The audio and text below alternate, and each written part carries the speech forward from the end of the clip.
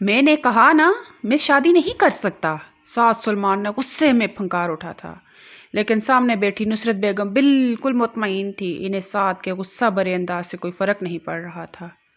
تمہیں کس نے کہا ہے کہ میں نے تمہیں آزادی دے رہی ہوں کہ اپنی پسند کا اظہار کرو؟ جو میں نے کہہ دیا ہے وہی ہوگا۔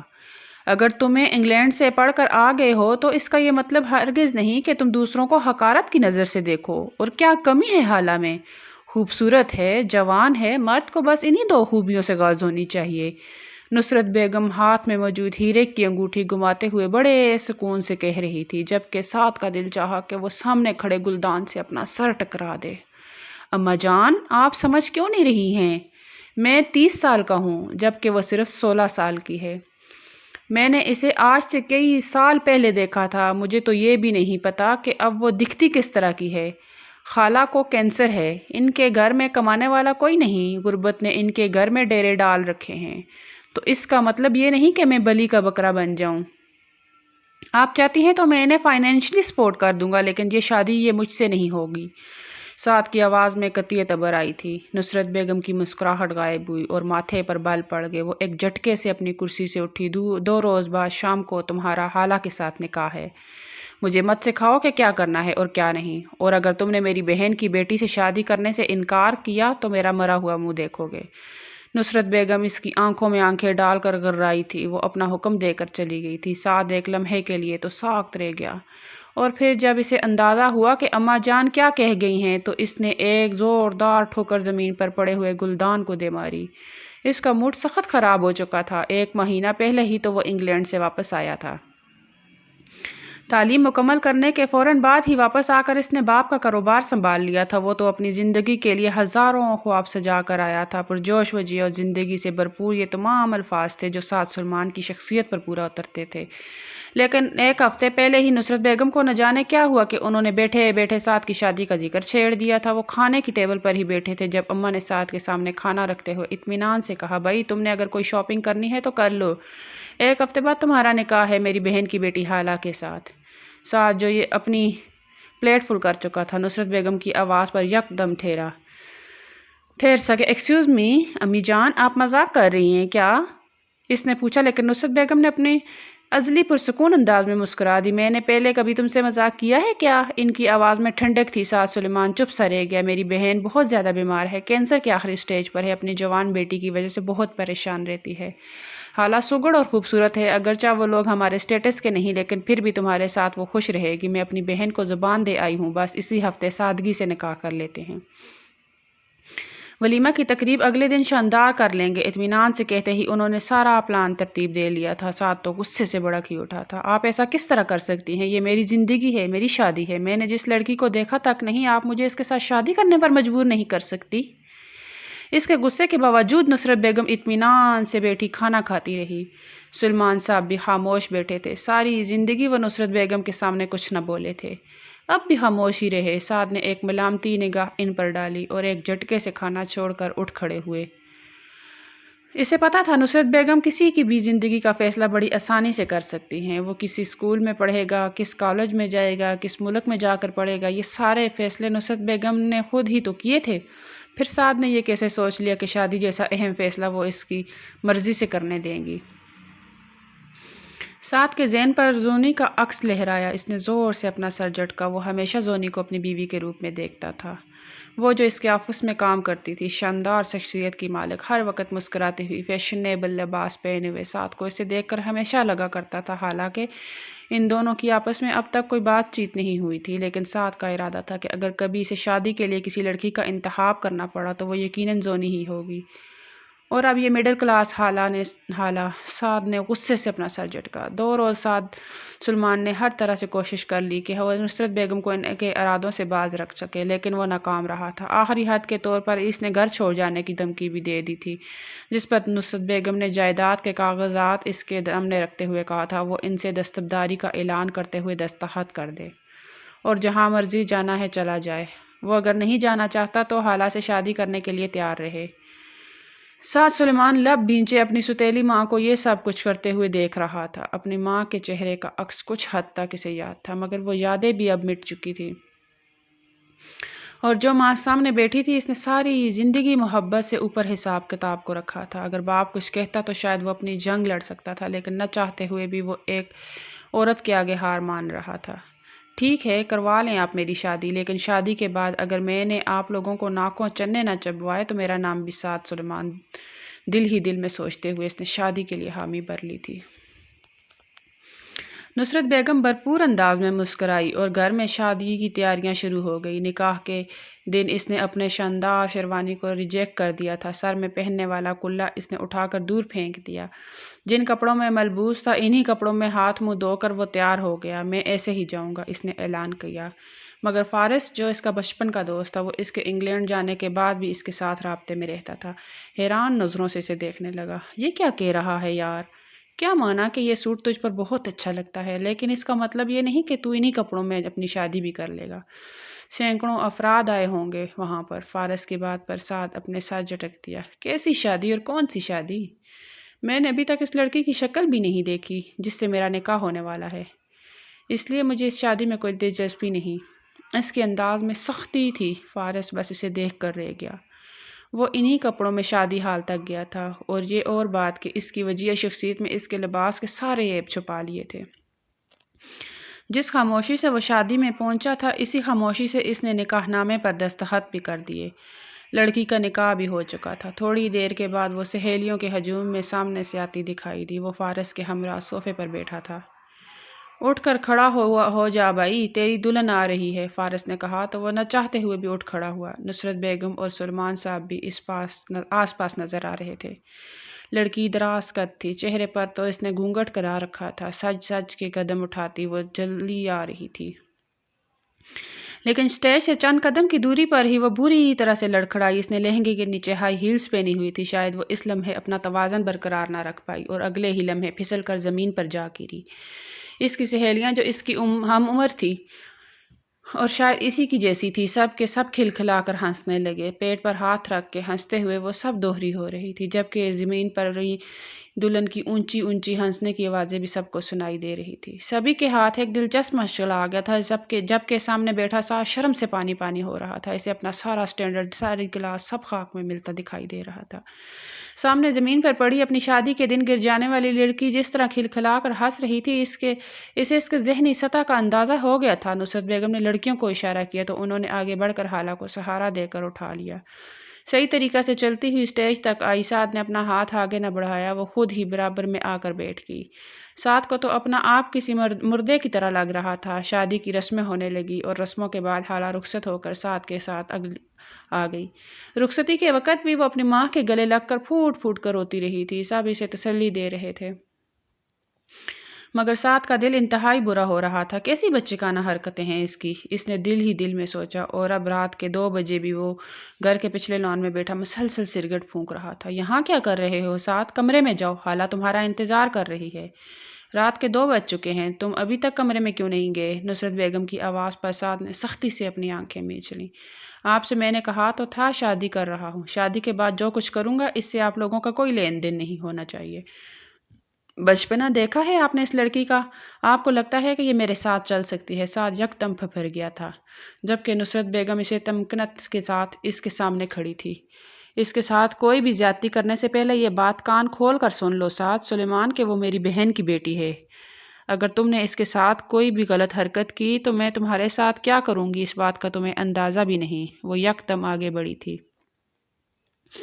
اور سعد کی آنکھوں میں آنکھیں ڈال کر بولی، اور ایک لمحے تک کے لیے تو سعد بھی چپ ہو گیا۔ اسے اپنا بچپن یاد آیا جب وہ معمولی سی بات پر اسے سزا دے کر اسے گھنٹوں کے لیے باتھ روم میں بند کر دیتی، جہاں وہ اندھیرے اور خوف سے روتے روتے بے ہوش ہونے لگتا۔ کھانے کی میز پر کھانا اس کے آگے سے اٹھا لیا کرتی تھی۔ تربیت کے نام پر وہ اتنی سختی کرتی تھی، ان کے ساتھ کا بچپن مسخ ہوتا چلا گیا، اور وہ اس وقت نصرت بیگم کے سامنے بول ہو سکتا تھا، لیکن نہ جانے کیوں وہ خاموش ہو گیا۔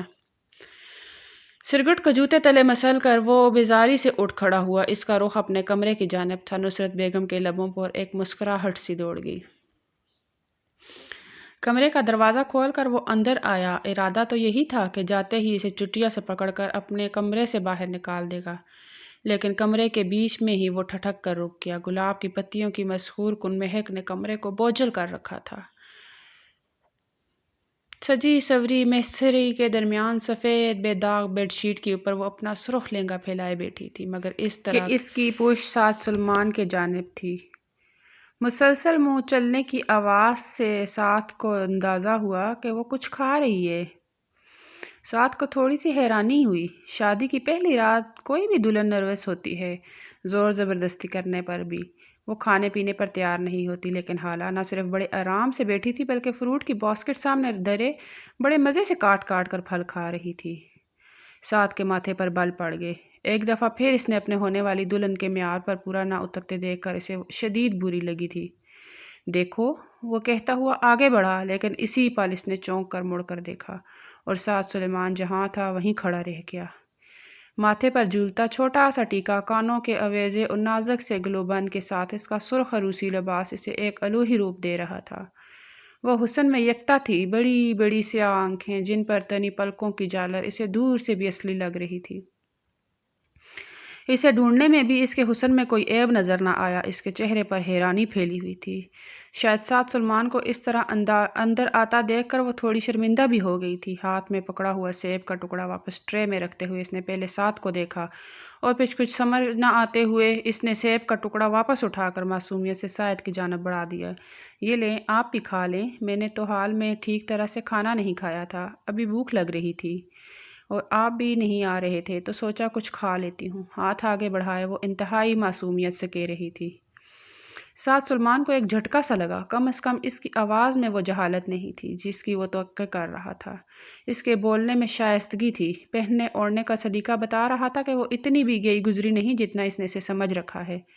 लेकिन इससे पहले कि वो कदम आगे बढ़ाता, इसके जहन में इसकी अमेरिका नेशनलिटी, इसकी डिग्री और इसके दोस्तों के जुमले गूंज गए। शहर इसकी बात सुने क्योंकि वो साहद सलमान की बीवी होगी, वो किसी आम इंसान की तो नहीं। दोस्त इसे कहते तो वो फ़खरिया अंदाज में मुस्कुरा देता, लेकिन अपने सामने खड़ी बमुश्किल 16 साल लड़की से वो क्या तवक्को रखता जो स्टेज पर चढ़ते हुए अपनी हील से उलझ कर गिर गई थी। साथ का दिल बुरा होने लगा। इसने सख्ती से सर झटका, खुद ही खाओ, तो मुझे नहीं खाना, सख्ती से इसे जवाब देते वो खुद वाशरूम में जा घुसा था।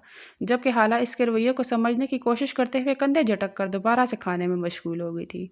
जब तक वो नहा धो कर वाशरूम से बाहर निकला, हाला ने फ्रूट समेट कर साइड टेबल पर रख दिया था और अब ड्रेसिंग टेबल के सामने खड़ी अपनी ज्वेलरी उतार रही थी। साद ने एक निगाह गलत इस पर डाली। बिलाशुबा वो बेहद हसीन थी, लेकिन इसकी बच्चेगाना हरकतें साद को बदजन कर रही थी। और दूसरा, ज़बरदस्ती की ये शादी साद सलमान किसी तौर पर अपना दिल इसके हक़ में साफ़ नहीं कर पा रहा था। खामोशी से कंबल लेकर वो लेट गया।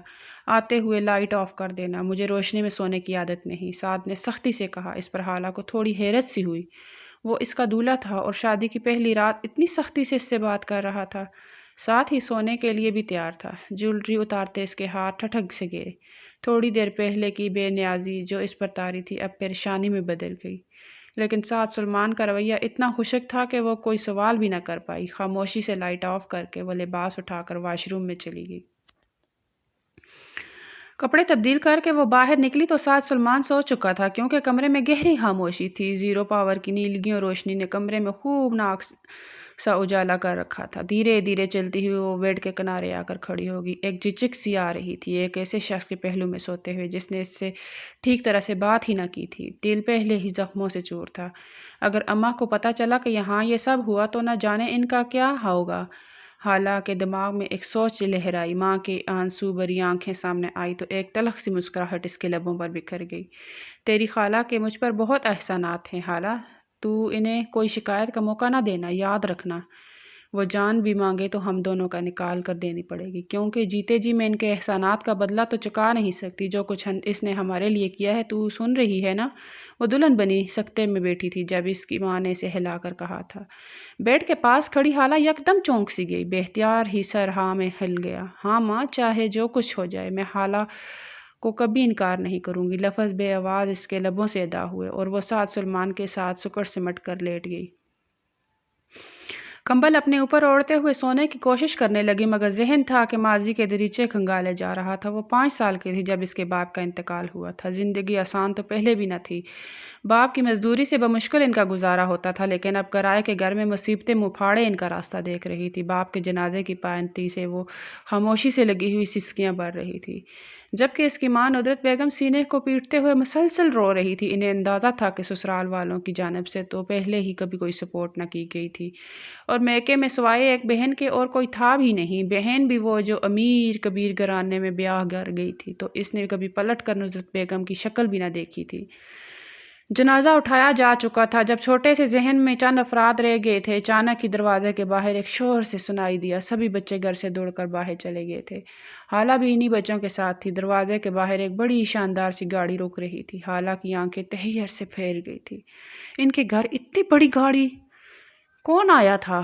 جب گاڑی سے اس کی خالہ نصرت بیگم نیچے اتری تو حالہ کو حیرت کا ایک اور جھٹکا لگا۔ جہاں اس کی ماں حسن میں یکتا تھی، سفید رنگت، لمبے بال، وہیں نصرت بیگم معمولی سی شکل و صورت کی تھی۔ قد کاٹ اچھا تھا، مگر جس تکبر کے ساتھ وہ اپنی گاڑی سے نیچے اتر رہی تھی، خواہ مخواہ ہی حالہ کا دل ان کے روب میں آ گیا۔ اسی تکبر سے چلتی ہوئی وہ اندر آ کر اپنی بہن کے پاس بیٹھ گئی تھی۔ آنکھوں سے برینڈڈ گلاسز اتارتے ہوئے انہوں نے بس مروت تنہائی اپنی آنکھیں ٹیشو سے صاف کی۔ یہ ان کی حالہ کے گھر پہلی دفعہ آمد تھی، لیکن وہ آخری دفعہ ہرگز نہیں تھی۔ اس کے بعد بھی وہ اکثر اپنی بہن سے ملنے آتی رہتی تھی۔ جب بھی آتی، پرس میں سے چند نوٹ نکال کر بڑی جتاتی ہوئی مسکراہٹ کے ساتھ اپنی بہن کے ہاتھ پر رکھ دیتی، ساتھ ہی ناقدانہ نگاہوں سے گھر کا جائزہ لیتی رہتی۔ حالہ اور ندرت بیگم ان کے احسان تلے دبتے چلے گئے۔ وہ جب بھی کوئی احسان کرتی 10 لوگوں میں بیٹھ کر اسے گنواتی ضرور تھی۔ حالہ کے سر پر ہاتھ رکھتی تو کہتی، کیا فائدہ ایسی حسین شکل و صورت کا جب نصیب ہی اچھا نہ ہو؟ مجھے تو لگتا ہے کہ اس کا بندوبست بھی مجھے ہی کرنا پڑے گا۔ ندرت بیگم ایک پھیکی سی ہنسی ہنس کر رہ جاتی۔ کیا کرتی؟ بیوگی اور برے حالات نے انہیں کسی کا مقابلہ کرنے کے لائق نہ چھوڑا تھا۔ حالہ احساس کمتری کا شکار ہوتی چلی گئی۔ ہر خواہش، ہر ضرورت پوری کرنے کے لیے انہیں ہفتوں تک نصرت بیگم کا انتظار کرنا پڑتا، اور وہ آتی اور چند روپے نکال کر دیتی اور ساتھ ہی احسان زدہ جتا دیتی، اور انہی احسانوں کا بدلہ اتارنے کے لیے انہوں نے اپنے بیٹے کا رشتہ جب ندرت کے سامنے رکھا تو وہ حیران رہ گئی۔ یہ کیسے ہو سکتا ہے نصرت آپا؟ حالہ ابھی پڑھ رہی ہے، بچی ہے، وہ شادی جیسی بڑی ذمہ داری نبھا نہیں سکتی۔ ندرت بیگم کی بات پر نصرت کے ماتھے پر بل پڑ گئے۔ میں نے تم سے تمہاری صلاح نہیں مانگی، حکم دے رہی ہوں، اسے پورا کرو، اور ویسے بھی تم کب سے مشورے دینا آ گیا؟ بیٹھے بٹھائے اتنے اچھے گھر کا رشتہ مل رہا ہے، جانتی بھی ہو ساتھ کہاں سے پڑھ کر آیا ہے، کیا مالی حیثیت ہے اس کی۔ اس کرائے کے مکان میں تمہاری بیٹی کو بیانے کے لیے کوئی شہزادہ تو آنے سے رہا، اور جتنا پڑھ لیا ہے کافی ہے، ویسے بھی اس نے پڑھ لکھ کر کیا کرنا ہے؟ تمہاری طرح گھر ہی بیٹھنا ہے۔ نصرت کی آواز میں تکبر تھا، نفرت تھی، اور کئی برسوں کی وہ حسد تھا جو ہمیشہ اپنی بہن کی شکل و صورت سے محسوس کیا کرتی تھی۔ ندرت نے خاموشی سے سر جھکا کر حالہ کا ہاتھ اس کے ہاتھ میں تھما دیا، اور یوں 16 برس کی کم عمر حالہ سعد سلیمان کی دلہن بن کر اس کے گھر آ گئی تھی۔ آنکھیں بند کر کے وہ سونے کی کوشش کرنے لگی۔ اس میں کامیاب بھی ہو گئی۔ رات کا نہ جانے کون سا پہر تھا، ایک زوردار آواز سے اس کی آنکھ کھلی اور اس کا دل زور زور سے دھڑکنے لگا۔ ہڑبڑا کے اس نے اٹھ کے دیکھا، کمرے میں پھیلی نیلگی روشنی بھی اب بند ہو چکی تھی۔ کمرے میں گھپ اندھیرا تھا۔ کچھ لمحے تو اس کو خود پر قابو پانے میں لگ گئے۔ اس کا سارا وجود پسینے میں بھیگا ہوا تھا۔ اس سے پہلے کہ وہ خود کو سنبھال پاتی، وہی زوردار آواز ایک دفعہ پھر آئی۔ ایک گھٹی گھٹی سی چیخ حالہ کے لبوں سے نکلی۔ یہ آواز بادل گرجنے کی تھی۔ باہر تابڑ توڑ بارش برس رہی تھی۔ شاید یہی وجہ تھی کہ بجلی بند ہو چکی تھی اور کمرے میں گھپ اندھیرا پھیلا ہوا تھا۔ وہ جو شروع سے ہی بادلوں کے گن گرج سے خوفزدہ ہو جایا کرتی تھی، ایک دم خود میں سمٹ سی گئی تھی۔ امی کہاں ہیں آپ؟ اس کے لبوں سے نکلا۔ بے اختیار 2 آنسو آنکھوں سے ٹوٹ کر اس کے گالوں پر پھیل گئے تھے۔ بچپن سے لے کر آج تک گھر میں جب بھی تیز بارش ہوتی تھی، وہ سارے کام کاج چھوڑ کر ماں کے پہلوں میں دبک جایا کرتی تھی۔ اسے اس موسم سے شدید خوف آتا تھا، اور آج وہ ایک ایسے انسان کے کمرے میں موجود تھی جو خود بھی اس موسم سے کم نہ تھا، لیکن غیر محسوس طور پر ہی حالہ سکڑ کر ساتھ کے نزدیک ہوئی۔ وہ شاید خود کو سنبھالنے کی کوشش کرتی کہ ایک دفعہ پھر بادل گرجے، اور اس بار ان کے ساتھ بجلی بھی چمکی تھی۔ حالہ کے لبوں سے ایک چیخ نکلی اور بے اختیار ہی وہ ساتھ سے لپٹ گئی۔ وہ جو گہری نیند سو رہا تھا، اس طرح اس کے خود کو لپٹ جانے پر ہڑبڑا کر اٹھ بیٹھا، جو اس کے ہونے والی بیوی کے بارے میں اسے بتایا کرتے تھے۔ یار، تیری بیوی تو شہر کی سب سے حسین لڑکی ہونی چاہیے۔ اتنی پر اعتماد ہو کہ جب وہ بات کرے تو سارا کیا مصیبت ہے، ایک پل کے لیے تو وہ خود بھی گھبرا گیا، مگر حالہ موسم سے ڈرتی اس کے ساتھ لپٹے جا رہی تھی، اور ساتھ ہی ساتھ اس کے لبوں سے گھٹی گھٹی سی چیخیں بھی نکل رہی تھی۔ ساتھ کے حواس بحال ہوئے تو حالہ کو اپنے ساتھ لپٹتا دیکھ کر وہ بنا اٹھا، پیچھے ہٹو، کس نے حق دیا ہے تمہیں اس طرح میرے ساتھ چپکنے کا؟ انتہائی بے شرم لڑکی ہو تم، خبردار جو مجھے ہاتھ لگایا، تھوڑا سا بھی اپنی عزت نفس کا خیال ہے تمہیں یا نہیں؟ پہلے تو میں تمہیں صرف بچکانہ سمجھتا تھا، لیکن تم تو بے شرم اور بدلحاظ لڑکی بھی ہو۔ اسے خود سے چھڑا کر ایک زوردار دھکا دیتے ہوئے سعد نے اسے بری طرح دھکا دے کر دور کیا۔ وہ تو اس کے دھکے سے ہی سنبھل نہ پائی تھی، اس کے انداز پر تو ساخت رہ گئی۔ سعد مزید بھی کچھ کہہ رہا تھا، میری اور تمہاری شادی صرف اماں جان کی ضد کا نتیجہ ہے۔ نہ جانے کیوں انہوں نے تمہارے جیسی بچکانہ اور بے حیا لڑکی کو میرے سر پر تھوپ دیا، لیکن نہ تو تم میرے اسٹینڈرڈ کی ہو اور نہ ہی تم مجھے اپنی بیوی کے روپ میں قبول ہو، اس لیے مجھ سے کسی قسم کے حقوق و فرائض کی توقع مت رکھنا۔ اگر انسانوں کی طرح میرے ساتھ سونا ہے تو سو، نہیں تو اٹھ کر کمرے سے باہر نکل جاؤ۔ سعد کے لہجے میں غیر معمولی سختی تھی۔ حالہ ساکت رہ گئی، وہ کروٹ بدل کر لیٹ چکا تھا۔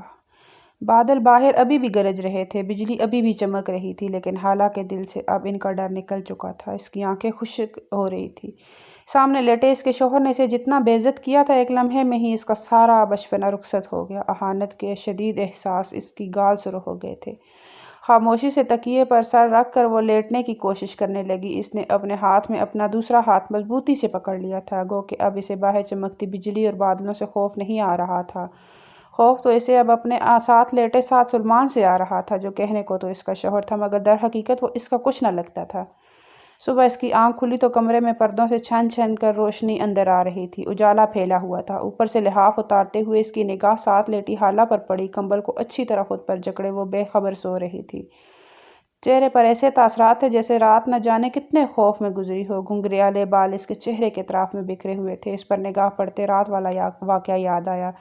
غصے کی ایک لہر اس کے اندر جاگی، مگر وہ سر جھٹک کر سلیپر پہننے لگا تھا۔ فی الحال تو اس کے ذہن میں آگے کا کوئی لاحمہ عمل نہ تھا۔ فریش ہو کر وہ کمرے سے باہر نکلا تو سامنے ہی ملازمہ چلی آ رہی تھی۔ صاحب، دلہن بی بی کی اماں جان ان سے ملنے آئی ہیں، وہ آپ کو بلا رہی ہیں۔ ملازمہ کی اطلاع پر سعد کے چہرے پر ناگواری کا تاثر بکھر گیا۔ اسے کسی قسم کا سسرالی رشتہ نہیں نبھانا تھا، لیکن یہ داماد والا پروٹوکول اسے الجھائے دے رہا تھا۔ وہ صاف منع کرنا چاہتا تھا، لیکن نہ چاہتے ہوئے بھی اس نے سر ہلا دیا۔ ہاتھ پر گھڑی باندھتے ہوئے وہ سخت اثرات کے ساتھ لاؤنج میں داخل ہوا۔ سامنے ہی ایک عمر رسیدہ سی عورت بیٹھی تھی۔ سعد انہیں دیکھتے ہی یکدم چونکا۔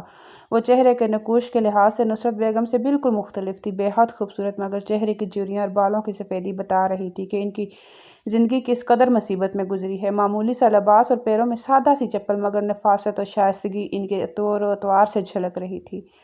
نہ جانے کیا سوچ کر سعد نے ان کے سامنے اپنا سر جھکا دیا۔ وہ تو نہال ہی اٹھی۔ سعد کے سر پر پیار سے ہاتھ پھیرتے ہوئے انہوں نے اسے یوں حسرت بھری نگاہوں سے دیکھا کہ ایک لمحے کے لیے تو سعد کا بھی دل ڈوب گیا۔ میری ہمیشہ سے خواہش تھی کہ میرا بھی ایک بیٹا ہو جو میرا سہارا بن جائے۔ آج اللہ نے میری دعا قبول کر لی، داماد کے روپ میں مجھے تمہارے جیسا بیٹا مل گیا۔ ندرت بیگم نے آستگی سے کہا تو سعد لب بھینچ کر رہ گیا۔ آپ یہاں کیوں بیٹھی ہیں؟ اماں جان کہاں ہیں؟ اس نے نصرت بیگم کے بارے میں سوال کیا تو ندرت بیگم خاموشی ہو گئی تھی۔ میں کافی دیر سے آئی ہوں، میں نے کئی بار پیغام بھیجا ہے، لیکن شاید آپا کچھ مصروف ہیں، اسی لیے میں نے تمہیں بلانے کا کہا۔ حالہ کیسی ہے؟ کل رات بہت تیز بارش ہوئی تھی، وہ گھبرائی تو نہیں؟ وہ ہمیشہ بارش میں بہت بری طرح سے ڈر جایا کرتی ہے۔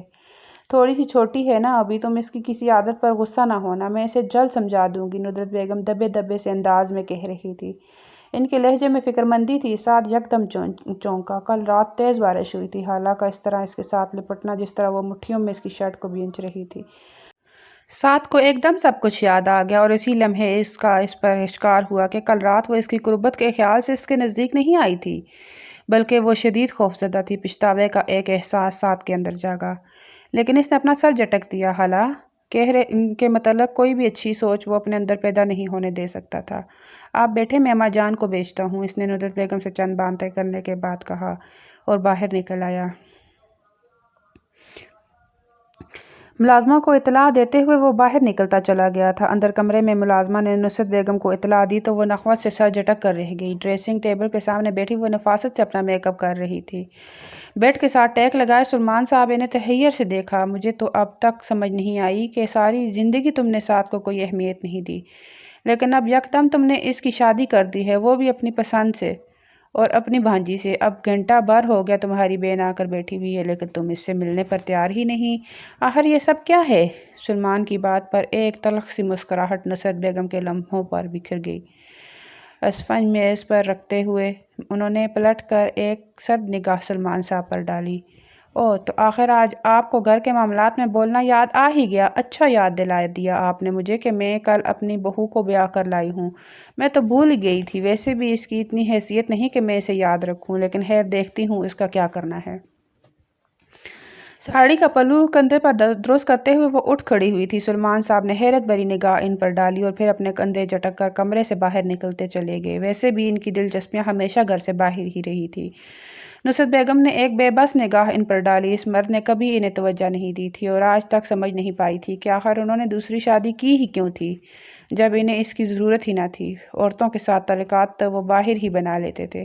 شاید سعد کی تربیت اور اس کا خیال رکھنے کے لیے انہیں ایک آیا چاہیے تھی۔ جب بھی انہوں نے مجھ سے شادی کی، نفرت سے سر جھٹکتے ہوئے نصرت بیگم نے پرانی سوچوں کو پلو سے چھڑایا۔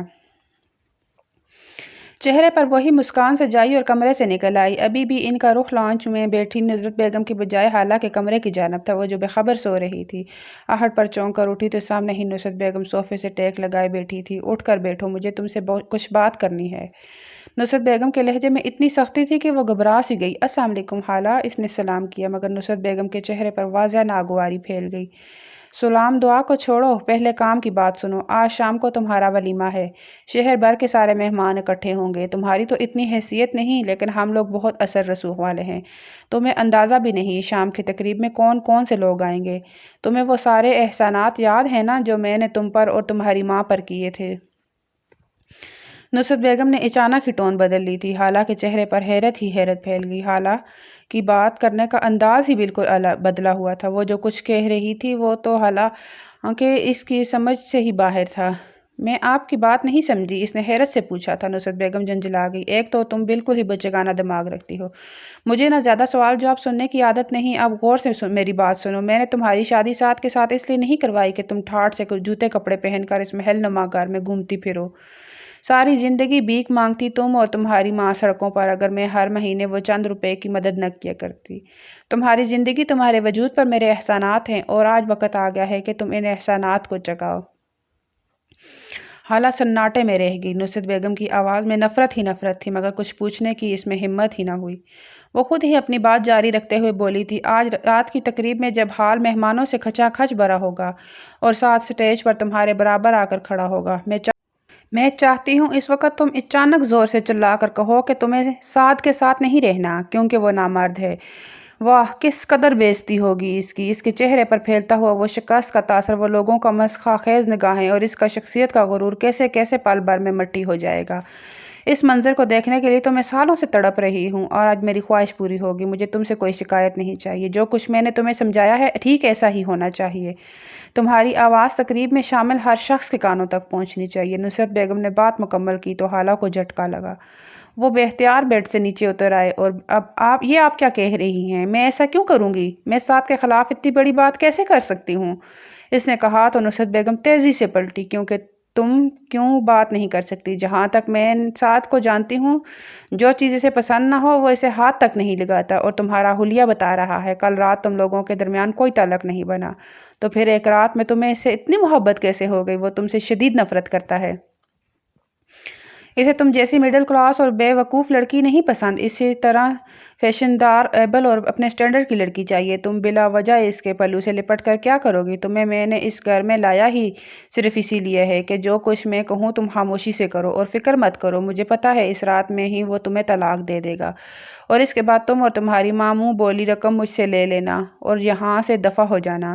ویسے بھی تم دونوں کو سوائے پیسوں کے اور کسی چیز کی ضرورت ہی کب ہے؟ ساڑی کے پلو کو درست کرتی ہوئی وہ زہر خان لہجے میں کہہ رہی تھی، جبکہ حالہ کے اوپر تو ساتوں آسمان ٹوٹ پڑے تھے۔ اس کی شخصیت نصرت بیگم کے الفاظوں نے بری طرح مسخ کر دی تھی۔ سعد کے ساتھ اس کا کوئی تعلق نہ ہی صحیح، لیکن وہ اتنی بڑی بات کہنے کا سوچ بھی نہیں سکتی تھی۔ اس کے لب پھڑ پھڑا کر رہ گئے۔ کیونکہ نصرت بیگم نے آگے بڑھ کر اس کا منہ دبوچ لیا تھا۔ کسی قسم کی غلطی نہ ہو سمجھی، ورنہ میں جتنی اچھی ہوں اتنی ہی بری بھی بن سکتی ہوں۔ تمہاری ماں بوڑھی ہے، مجبور ہے، میں 10 لوگوں کے بیچ میں اگر اس کے اوپر کیچڑ اچھالوں گی تو ہر کوئی میری بات کا یقین کرے گا۔ وہ بیچاری تو سہ ہی نہیں پائے گی۔ اگر تم نے میری بات نہ مانی تو میں وہی کروں گی جو میں نے کہا ہے، انڈرسٹینڈ؟ انگلی سے اس نے دھمکی دیتے ہوئے وہ کمرے سے باہر نکلتی چلی گئی تھی۔ جبکہ خالہ کا دل چاہا وہ وہیں بیٹھ کر پھوٹ پھوٹ کر رونے لگے۔ اسے اب تک سمجھ نہ آیا تھا کہ خالہ نے اس کی شادی اپنے امیر اور خوبصورت بیٹے سے کیوں کی ہے، جبکہ اب ساری حقیقت کھول کر سامنے آ گئی تھی۔ اس کی نگاہوں میں سعد کا لہجہ اور اس کا چہرہ گھوم گیا۔ شاید وہ بھی اس سے اتنی ہی نفرت کرتا تھا۔ اس رشتے میں داخل ہو کر اس کا صرف نقصان ہی ہوا تھا۔ دونوں ہاتھوں میں اپنا چہرہ چھپا کر وہ پھوٹ پھوٹ کر رونے لگی۔ گھر سے نکلتے ہی سعد سلیمان بے دہانی میں گاڑی سڑکوں پر دوڑانے لگا۔ کل شام تک تو اس نے پکا عہد کر لیا تھا کہ وہ 1 ڈیڑھ ہفتے کے بعد خالہ کو طلاق دے دے گا۔ اس کی ذہنی سطح کسی بھی طرح ایک چھوٹی لڑکی سے میچ نہیں ہو سکتی تھی، لیکن صبح ندرت بیگم سے ملنے کے بعد نہ جانے کیوں اس کا ذہن عجیب دوراہے پر آ کر کھڑا ہو گیا تھا۔ گاڑی قبرستان کے باہر رکتے وہ آہستگی سے باہر نکل آیا۔ اس کے چہرے پر اب گہری سنجیدگی طاری تھی۔ قبرستان کے اندر ویسے ہی سناٹا تھا جیسا ہمیشہ ہوا کرتا تھا۔ قبروں کے درمیان سے گزرتا ہوا وہ خاموشی سے اپنی ماں کی قبر کے سامنے جا کر بیٹھ گیا۔ خالی نگاہوں سے چند لمحے تک کتبے کو دیکھتے رہنے کے بعد اس نے دعا کے لیے ہاتھ اٹھا دیے۔ فاتحہ خوانی کر کے چہرے پر ہاتھ پھیرتے ہی اس کے لبوں سے گہری سانس نکلی۔ آپ کیوں اتنی جلدی چلی گئی امی جان؟ جس کو جب موقع ملتا ہے وہ مجھے کسی کٹ پتلی کی طرح استعمال کر لیتا ہے۔ پہلے بابا جان نے میرا نام لے کر دوسری شادی کی اور پھر اب اماں جان، کیا میری اپنی کوئی حیثیت، میری اپنی کوئی مرضی نہیں؟ وہ بے آواز اپنی ماں سے باتیں کر رہا تھا، جس کی ہلکی سی شبیہ اس کے ذہن میں ابھی تک موجود تھی۔ کچھ دیر تک یوں ہی اداسی سے وہ ماں کی قبر کے ساتھ بیٹھا رہا اور پھر اٹھ کر دوبارہ سے گاڑی میں آ بیٹھا۔ گاڑی سٹارٹ کر کے یوں ہی دوبارہ وہ سڑکوں پر پھرنے لگا۔ گھر جانے کا دل چاہ ہی نہیں رہا تھا۔ گھر کا نام ذہن میں آتا تو خالہ یاد آتی تھی۔ اسے یاد آ جاتا کہ آج رات تو اس کا ولیمہ ہے۔ خالہ کے بارے میں سوچتے ہی اس کا دھیان زونی کی طرف چلا گیا۔ ایک خوشگوار سی مسکراہٹ اس کے لبوں پر دوڑ آئی۔ بے اختیار ہی اس کا دل چاہا کہ وہ زونی کو دیکھے۔ خالہ اور اس کا بھلا کیا مقابلہ؟ خالہ جہاں دبو سی سہمی ہوئی سی لڑکی تھی، وہیں زونی ایک شاندار شخصیت کی مالک تھی۔ جدید فیشنیبل پراعتماد گاڑی کا رخ اس نے خود بخود ہی اپنے آفس کی جانب موڑ دیا۔ آفس میں وہ داخل ہوا تو سبھی لوگ چونک کر اسے دیکھنے لگے۔ شادی کے اگلے ہی دن دولہا اگر آفس آ جائے تو وہ بھی جو اس ساری کمپنی کا مالک ہو تو سب کو حیرت تو ہونی ہی تھی۔ وہ بے نیازی سے چلتا ہوا آفس کے ساتھ آ کر کھڑا ہو گیا۔ زونی اپنی ڈیسک پر بیٹھی تھی۔ اس نے کھڑے ہو کر سعد کو سلام کیا۔ اس کے لبوں پر مسکراہٹ تھی۔ جدید مغربی لباس میں اس کے جسم کے خد و خال واضح ہو رہے تھے۔ بے اختیار سعد کو عجیب سا لگا۔ آفس میں کئی مرد موجود تھے۔ ان تمام مردوں کی موجودگی میں زونی کو اس طرح کے کپڑے پہننے پر کچھ برا نہیں لگ رہا تھا۔ حالانکہ مغربی لباس پہننے کے لیے آفس میں ایسی کوئی شرائط موجود نہ تھی۔ کئی لڑکیاں مکمل اسکارف پہنے مکمل لباس میں بھی آفس آیا کرتی تھی۔ چھم سے سعد کے ذہن میں خالہ کا تصور ابھر آیا۔ وہ میچور ضرور لگتی تھی، لیکن اس کی نگاہوں میں ایک عجیب سی حیا تھی۔ ایسی بے باکی اس کی شخصیت کا حصہ نہ تھی۔ سعد خاموشی سے آفس کے اندر چلا گیا۔ ذہن 2 حصوں میں بٹا ہوا تھا۔ وہ یوں ہی دونوں ہاتھوں میں سر ٹکائے بیٹھ گیا۔ دروازہ کھٹکا کر زونی اندر داخل ہوئی تو سعد نے چونک کر دیکھا۔ وہ اسی طرح بھرپور انداز میں مسکراتی ہوئی اندر آ رہی تھی۔ سر، آپ کو شادی کی مبارکباد۔ آپ کو ویسے آج نہیں آنا چاہیے تھا، زونی نے کہا تو سعد بس ہلکا سا مسکرا دیا۔ زونی نے ہاتھ میں پکڑا ہوا ایک کاغذ سعد کے سامنے رکھا۔ سر، یہ میرے چھٹیوں کا اپروول ہے، پلیز اس پر دستخط کر دیں، زونی نے کہا تو سعد چونکا۔ چھٹی؟ مگر کس سلسلے میں؟ درخواست پر نظریں دوڑاتے ہوئے اس نے زونی سے پوچھا تو وہ مسکرا کر رہ گئی۔ دراصل سر، میری شادی فکس ہو گئی ہے میرے کزن کے ساتھ۔ وہ امریکہ سے اچانک ہی واپس آ گیا تو بس اچانک شادی رکھنی پڑی۔ میں جاب بھی بس 1-2 مہینے تک ہی کنٹینیو رکھ سکوں گی، جب تک میرا ویزا منظور نہیں ہو جاتا، کیونکہ مجھے بھی شادی کے بعد اپنے شوہر کے پاس امریکہ ہی جانا ہے، زونی نے عام سے لہجے میں بتایا تو سعد کے سر پر جیسے کوئی آسمان ٹوٹ پڑا۔ وہ چند ثانیہ تک تو اسے دیکھتا رہا، لیکن نہ جانے کیوں اسے دل میں وہ غم محسوس نہیں ہو رہا تھا جو ہونا چاہیے تھا۔ کچھ دیر تک زونی کو دیکھتے رہنے کے بعد اس کی ایک گہری سانس سعد کے لبوں سے نکلی۔ اسے زونی کی شادی کی خبر سے دکھ نہیں ہوا تھا، بس حیرت ہی ہوئی تھی کہ وہ زونی جیسا لائف پارٹنر چاہتا تھا اور زونی کے متعلق اپنی بیوی کی حیثیت سے سوچ رہا تھا، لیکن ان دونوں کے درمیان تو کبھی ایسی بات ہی نہیں ہوئی تھی۔ آنکھیں بند کر کے سر جھٹکتے ہوئے سعد نے درخواست پر دستخط کر دیے۔ وہ یوں ہی مسکراتے ہوئے درخواست اٹھا کر لے گئی۔ سعد کو اندازہ ہو رہا تھا کہ مسکرانا اور توجہ والی نگاہ ڈالنا زونی کی شخصیت کا خاصہ ہے۔ وہ ہر مرد کے ساتھ آفس میں اسی طرح ملتی ہے۔ سعد نے اس کے بارے میں غلط اندازہ لگایا تھا۔ کچھ دیر تک آفس کی ریوالونگ چیئر پہ گم آنے کے بعد بھی سعد کے دل کو سکون نہ ملا تو وہ خاموشی سے واپس آ گیا۔ گھر میں داخل ہوتے ہی اس پر پھر سے مردنی سی طاری ہونے لگی۔ کہاں رہ گئے تھے سعد؟ ٹیلر تمہارا شام کا ڈریس لے کر آیا ہے، اسے پہن کر ایک دفعہ چیک کر لو کہ وہ ٹھیک ہے یا نہیں۔ میں چاہتی ہوں کہ آج کی تقریب میں تم پرفیکٹ لگو، آخر آج کا دن ایک خاص دن ہے۔ نصرت بیگم سامنے سے مسکراتی ہوئی آئی تھی۔ ان کی مسکراہٹ میں ضرور کچھ خاص تھا۔ سعد چونک سا گیا۔ ٹیلر نے اس کے آئے ہوئے کپڑے کمرے میں رکھوا دیے تھے۔ نصرت بیگم کی ہدایت تھی کہ وہ جاتے ہی ان کپڑوں کو پہن کر چیک کر لے۔ بیزاری کی ایک تیز لہر سعد کے وجود میں جاگی۔ اب اپنے کمرے میں جاتے ہی حالہ سے سامنا کرنا ہوگا۔ زندگی ایک ہی رات میں اتنی بدل گئی تھی کہ اسے خود سب کچھ عجیب لگ رہا تھا۔ نہ چاہتے ہوئے بھی اس نے اپنے کمرے کی جانب قدم بڑھا دیے۔ برے دل کے ساتھ وہ کمرے میں داخل ہوا۔ وہ سامنے ہی بیڈ سے ٹیک لگائے بیٹھی تھی۔ اس کے چہرے کے تاثرات عجیب سے تھے۔ سعد چونکا۔ اس پر نئی نویلی دلہن والا کوئی اثر نہ تھا۔ اس نے جوڑا الماری سے نکال کر پہنا تھا، جو قیمتی اور خوبصورت ضرور تھا مگر میک اپ کے نام پر اس نے کچھ نہیں لگا رکھا تھا۔ سر جھٹکتے ہوئے وہ الماری کھول کر اپنے کپڑوں کا جائزہ لینے لگا۔ کپڑوں کی فٹنگ درست تھی۔ فٹنگ چیک کر کے وہ ڈریس واپس الماری میں ہینگ کر کے وہ پلٹا تو اسے ہی دیکھ رہی تھی۔ مجھے آپ سے کچھ کہنا ہے، اس کی آواز میں عجیب پراسراریت تھی۔ سعد نے چونک کر اسے دیکھا۔ ماتھے پر ناگواری کے بل پڑے۔ کیا کہنا ہے؟ پھر سے کوئی بچگانہ بات ہوگی، ذہن میں اس نے سوچا، لیکن وہ یک دم لپک کر آگے بڑھی تھی۔ اس کی بڑی بڑی آنکھوں میں آنسو بھر آئے تھے۔ آپ مجھے طلاق دے دیں، اس نے کہا۔ سعد کو ایک زوردار جھٹکا لگا۔ اپنے منہ سے وہ طلاق مانگ رہی تھی، جبکہ کل تک تو وہ شادی پر اتنی خوش تھی۔ سعد کے لب بھینچ گئے۔ پتہ بھی ہے یہ کیا کہہ رہی ہو؟ طلاق ہی چاہیے تھی تو شادی کیوں کی؟ بلا وجہ اپنے ساتھ میری بھی زندگی برباد کی۔ ہم دونوں کے درمیان نہ تو کوئی ذہنی انڈرسٹینڈنگ ہے اور نہ ہی کبھی ہو سکتی ہے۔ پھر پہلے انکار کرنا چاہیے تھا نا، اس نے غصے سے کہا تو اس کی آنسو بھری آنکھیں چھلک پڑی تھی۔ میں اور اماں انکار کیسے کر سکتے تھے؟ خالہ کی ہر بات ہمارے لیے حکم کا درجہ رکھتی ہے۔ ساری زندگی ان کے احسانات تلے ہم لوگ دبے رہے ہیں۔ کھانا کھانے سے لے کر اسکول کی فیس ادا کرنے تک سارا خرچہ تو خالہ اٹھایا کرتی تھی۔ یہ اور بات ہے کہ وہ چند روپے کسی تیزاب کی طرح ہمارے وجود پر گرتے تھے، لیکن جب انہوں نے احسان کا بدلہ مانگا تو انکار کرنے کی ہمت نہ اماں میں تھی اور نہ مجھ میں۔ آنسو بھری آنکھوں کو ہاتھ سے صاف کرتے وہ تلخی سے بولی تو سعد سناٹے میں رہ گیا۔ وہ تو اسے بچی سمجھتا تھا، لیکن اس نے جو بات کی تھی اس کی گہری شخصیت کا پتہ دے رہی تھی۔ وہ ایک لمحے کے لیے چپ سا ہو گیا۔ یعنی زبردستی تو اس کے ساتھ بھی ہوئی تھی؟ تو پھر اب طلاق کیوں مانگ رہی ہو؟ کیا کوئی اور پسند ہے؟ بلا ارادہ ہی وہ ایک قدم بڑھا کر اس کے نزدیک ہوا۔ گہری نگاہیں اس کے وجود کا جائزہ لینے لگی۔ یہ خیال کہ وہ اس کی بیوی ہے، اس سے پہلے کیوں نہ آیا تھا؟ حالہ اس کی قربت سے ایک لمحے کے لیے گھبرا سی گئی۔ طلاق اس لیے کیونکہ آپ کی امی نے مجھے کہا ہے کہ آج شام تقریب کے دوران میں سب کو یہ کہوں کہ آپ نامرد ہیں اور میں آپ کے ساتھ رہنا نہیں چاہتی، تب آپ غصے میں آ کر مجھے طلاق دے دیں گے۔ میں اتنا سارا تماشا نہیں کر سکتی۔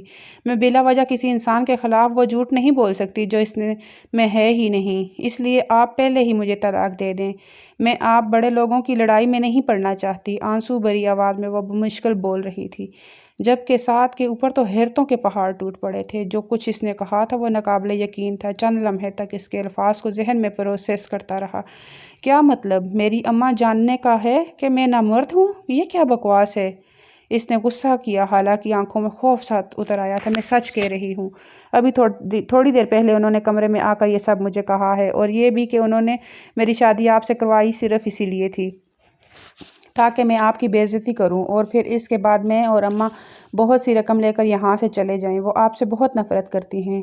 دونوں ہاتھوں میں چہرہ چھپا کر وہ پھوٹ پھوٹ کر رو دی تھی۔ شاید یہ سب چیزیں اس کے اعصاب پر بہت بھاری پڑ رہی تھی۔ سعد چند لمحے تک لب بھینچے سے دیکھتا رہا۔ نصرت بیگم اس سے نفرت کرتی تھی، یہ بات کسی کو اس سے بتانے کی ضرورت نہ تھی، لیکن اتنی گہری چال سچ تھی یا جھوٹ اسے اندازہ نہ ہو رہا تھا۔ سامنے کھڑی حالہ پر نگاہیں جمائے اس نے چبا چبا کر ایک ایک لفظ کہا۔ اگر ایسا ہے تو تم ٹھیک ہے وہی کرنا جو اماں نے تمہیں کہا ہے، مجھے کوئی فرق نہیں پڑتا۔ غصے سے کہتا ہوا وہ کمرے سے نکلتا چلا گیا تھا۔ حالہ نے بے بس نگاہوں سے اسے جاتے دیکھا۔ آج کی رات قیامت خیز تھی، کسی نہ کسی کا دل ٹوٹنا ہی تھا۔ وہ بے دم سی ہو کر بیڈ پر سی گئی تھی۔ کچھ ہی دیر کے بعد بیوٹیشین اسے تیار کرنے کے لیے آ گئی تھی۔ بارات کی طرح ولیمے کا ڈریس بھی شاندار تھا۔ بیوٹیشین کی مہارت سے کیے گئے میک اپ نے اس کے حسن کو دوآشا کر دیا تھا، لیکن اس کی آنکھوں میں تو پریشانی تھی۔ حالہ نے موبائل اٹھا کر وقت دیکھا، 7 کا ہندسے جگمگا رہے تھے۔ تبھی دروازہ کھول کر نصرت بیگم اندر داخل ہوئی۔ تم جاؤ، نے بیوٹیشین اور ملازمہ دونوں کو ایک ساتھ اشارہ کیا۔ وہ فوراً سر جھکا کر باہر نکل گئی۔ نصرت بیگم نے کھڑی ہو گئی تھی۔ یاد ہے نا میں نے کیا کہا تھا؟ حالہ کو دونوں کندھوں سے تھامتے ہوئے انہوں نے سخت لہجے میں کہا۔ حالہ اپنا سر نفی میں ہلا دیا۔ مجھ سے یہ نہیں ہوگا حالہ جان۔ میں بھلا وہ جھوٹ کیسے بولوں جو سعد میں ہے ہی نہیں؟ آپ اگر نہیں چاہتی کہ میں سعد کے ساتھ رہوں تو ویسے ہی انہیں کہہ دیں کہ مجھے طلاق دے دیں، مگر میں انہیں بڑی محفل میں نامرد نہیں کہہ سکتی۔ ابھی اس نے اتنا ہی کہا تھا کہ نصرت بیگم نے اس کا منہ دبوچ لیا۔ زیادہ نیک بیوی بننے کی ضرورت نہیں ہے۔ اگر تم نے آج بڑی محفل میں سعد پر نامردی کا الزام نہ لگایا تو زندگی بھر جتنے پیسے میں نے تمہیں اور تمہاری ماں کو دیے ہیں وہ سارے کے سارے واپس کرنے پڑیں گے۔ یاد رکھنا 2 ٹکے کی اوقات ہے تمہاری ماں کی۔ میرے پیسے وہ واپس کس طرح کرے گی؟ جیل میں سڑوا دوں گی میں اسے۔ میں سعد سے اتنی نفرت کرتی ہوں کہ تمہیں اس کا اندازہ بھی نہیں ہے۔ آج اس کے جھکے سر کو دیکھنے کی حسرت لیے میں برسوں سے جی رہی ہوں۔ اس لڑکے کی وجہ سے میری جوانی ضائع ہوئی۔ سلمان نے مجھ سے شادی صرف اس لڑکے کی خاطر کی، اسی لیے آج میں اس سے انتقام لینا چاہتی ہوں، اور تم اس میں میری مدد ضرور کرو گی، ورنہ انجام کے لیے تیار رہنا۔ گراتے ہوئے حالہ کو ہدایات دے کر وہ کمرے سے نکلتی چلی گئی تھی۔ حالہ کی آنکھوں میں آنسو بھرنے لگے۔ کچھ ہی دیر کے بعد مہمان آنا شروع ہو گئے تھے۔ حالہ کو بھی گاڑی میں بٹھا کر ہال بھیج دیا گیا۔ ہال کی تقریب شاندار تھی۔ کئی مہمان آئے ہوئے تھے۔ دلہن بنی حالہ کو اسٹیج پر بٹھا دیا گیا۔ سعد بھی سنجیدہ چہرے کے ساتھ آ کر اس کے ساتھ بیٹھ گیا تھا۔ حالہ نے ایک بے بس سی نگاہ اس پر ڈالی اور سعد نے بھی پلٹ کر اسے دیکھا، جیسے کہہ رہا ہو کر ڈالو جو کرنا ہے۔ حالہ کے قدم کپا رہے تھے۔ نصرت بیگم میں ان کے سامنے کھڑی اسے گھور رہی تھی، جیسے اشارہ کر رہی ہوں کہ جلدی کہو۔ حالہ نے نگاہ اٹھا کر پورے حال میں دیکھا۔ امیر کبیر اور اعلیٰ لوگ کثرت سے آئے ہوئے تھے۔ اس کی بوڑھی ماں بھی سامنے ہی بیٹھی تھی، سادہ سے حلیے میں، اب اپنی بیٹی کو سجا سنورا دیکھ کر خوش ہو رہی تھی۔ جلدی بولو، نصرت بیگم پاس آ کر اس کے کان میں گرائی اور انہوں نے ہاتھ سے پکڑ کر حالہ کو کھڑا کر دیا۔ ہاں لائی اسٹیج کے درمیان میں کھڑی تھی۔ میڈیا، فوٹوگرافرز اور سب کے موبائلوں کا رخ ان کی جانب تھا۔ شاید دلہن کچھ کہنا چاہتی ہے۔ سبھی لوگ ایک دوسرے سے سرگوشیاں کر رہے تھے اور تبھی ہال کی فضا میں لاؤڈ اسپیکر پر ایک آواز گونجی، اگر تم نے آج رات سعد کو نامرد نہ کہا تو تمہیں اور تمہاری 2 ٹکے کی ماں کو سارے پیسے واپس کرنے پڑیں گے۔ یہ نصرت بیگم کی آواز تھی۔ سارے ماحول پر سناٹا چھا گیا۔ خود نصرت بیگم بھی ساکت رہ گئی تھی۔ آواز لاؤڈ اسپیکر سے آ رہی تھی۔ یہ وہی الفاظ تھے جو انہوں نے آج شام کو حالہ کو کہے تھے۔ وہ سب کا سب کسی ریکارڈنگ کی صورت میں چل رہا تھا۔ یہ سب جھوٹ ہے۔ نصرت بیگم کا رنگ سفید پڑ گیا۔ سعد بھی پتھریلی نگاہوں سے انہیں دیکھ رہا تھا، لیکن سب سے زیادہ خوف تو ان میڈیا رپورٹرز اور سامنے لوگوں سے آ رہا تھا جو دھڑا دھڑ ان کی تصویریں بنا رہے تھے۔ سلمان صاحب ایک جانب سے نکل کر سامنے آ گئے تھے۔ انہوں نے ہاتھ سے میڈیا کو تصاویر لینے سے منع کر دیا۔ مہمان ماحول کی بدمزگی کو دیکھ کر ایک ایک کر کے رخصت ہونے لگے۔ نصرت بیگم نے سعد کی بے عزتی کرنے کا جو خواب سجایا تھا وہ الٹی تعبیر لے کر آیا تھا۔ شرم سے پانی پانی ہوتے ہوئے انہوں نے حالہ کو دیکھا۔ میں تیری جان لے لوں گی 2 کوڑی کی لڑکی، وہ یکدم جھپٹی تھی، مگر اچانک ہی سعد ان کے سامنے آ گیا تھا۔ تمیز سے بات کریں، بیوی ہے یہ میری۔ سعد کی بات پر حالہ جو کسی برف کے مجسمہ کی طرح منجمد تھی، یکدم چونک اٹھی تھی۔ یہ سب کچھ کیسے ہوا تھا اسے خود نہیں پتا، مگر شاید قدرت نے اس کی مدد کر دی تھی۔ ٹھنڈے پڑتے وجود کے ساتھ وہ صوفے پر گرنے کے سے انداز میں بیٹھ گئی۔ نصرت بیگم سامنے پھٹی پھٹی نگاہوں سے اپنی بہن کو دیکھ رہی تھی جو ان کے متعلق ایسا سوچتی تھی۔ انہیں آج معلوم ہوا تھا مہمان رخصت ہو چکے تھے جب چیختی چلاتی نصرت بیگم کے سامنے سلمان صاحب نے آ کر انہیں ایک زوردار تھپڑ مارا۔ بس کر دو، کتنا کرو گی؟ آج اگر تمہاری اصلیت میرے سامنے نہ آئی ہوتی تو نہ جانے تم اور کتنا نقصان کرتی۔ ان کی آواز میں نفرت تھی۔ سعد، انورت بیگم اور جو قریبی لوگ رہ گئے تھے سبھی چونک کر ان کی جانب دیکھنے لگے۔ خود دوسرا بیگم بھی گال پر ہاتھ رکھے پھٹی پھٹی نگاہوں سے انہیں دیکھ رہی تھی۔ تو مجھے تو شاید کبھی پتہ نہ چلتا۔ وہ تو اچھا ہوا کہ میں سعد کے کمرے میں پیسے اٹھانے چلا گیا۔ وہ ہمیں اس پر حالہ کا موبائل رکھا تھا جس میں تازہ کی ہوئی ریکارڈنگ موجود تھی۔ نہ چاہتے ہوئے بھی میں نے وہ ریکارڈنگ سن لی۔ شاید حالہ نے اپنی اور تمہاری گفتگو سعد کو سنانے کے لیے ریکارڈ کی تھی۔ مجھے یقین نہیں آتا کہ تم جیسی عورت اپنی بہن اور اس کی بیٹی کو بھی ڈسنے سے باز نہیں آئی۔ یہ سچ ہے کہ ساری زندگی میری دوسری عورتوں میں گزری ہے، لیکن میں نے تمہیں ایک چھت دی، مان دیا، اپنے بیٹے کی ماں بنایا۔ اگر تمہیں یہ سب کچھ قبول نہیں تھا تو مجھے طلاق کے لیے کہتی لیکن یہ سب کرنے کی کیا ضرورت تھی؟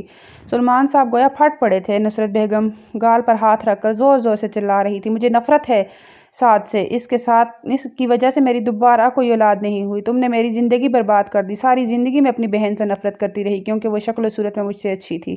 میں اسے بھی برباد کر دوں گی۔ ہسٹرائی انداز میں چیختے ہوئے وہ سیڑھیوں سے نیچے اتر رہی تھی۔ سلمان صاحب نے ملازموں کو اشارہ کیا جنہوں نے انہیں لے جا کر گاڑی میں بٹھا دیا تھا۔ سبھی اپنی جگہ شرمندہ تھے۔ 2 ہی دنوں میں سب کچھ کتنا بدل گیا تھا۔ سعد نے پلٹ کر حالہ کی جانب دیکھا جو مجسمے کی طرح بیٹھی ہوئی تھی۔ آؤ چلیں، سعد نے مسکراتے ہوئے اسے دیکھا۔ حالہ چونکے اٹھی تھی۔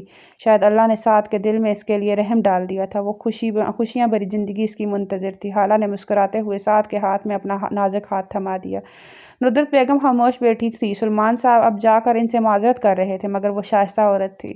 انہوں نے مدبرانہ انداز میں سر ہلا دیا۔ انہیں صرف حالہ کی فکر تھی۔ سلمان صاحب نے انہیں مکمل تسلی دی کہ وہ نصرت بیگم کو حالہ کا کوئی نقصان نہیں پہنچانے دیں گے۔ مگر ان کی تسلی کی ضرورت ہی نہ رہی تھی۔ گھر پہنچتے ہی ان سب کو اندازہ ہوا کہ نصرت بیگم کو شدید دماغی دورہ پڑا ہے۔ شاید اپنی چال الٹ جانے کا صدمہ ان سے برداشت نہ ہوا۔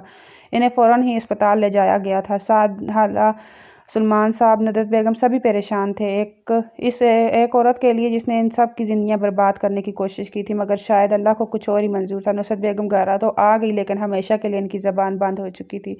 دماغ کی ایک شریان دورے کی حالت میں متاثر ہونے کی وجہ سے ان کا دماغ مفلوج ہو گیا تھا۔ وہ بے بستر کی ہو کر رہ گئی تھی۔ ساری زندگی حسد اور سازشوں کے درمیان پلتے پلتے وہ ایک نفسیاتی مریضہ بن چکی تھی۔ انہیں خود کو اس بات کا نہ پتہ تھا۔ حالہ اور سعد اب ساتھ میں بہت خوش تھے۔ حالہ کو پا کر سعد کو احساس ہوا تھا کہ وہ محبت کے لائق ہے۔ ان دونوں کی خوشیوں کے برے دن اب سکون سے گزر رہے تھے۔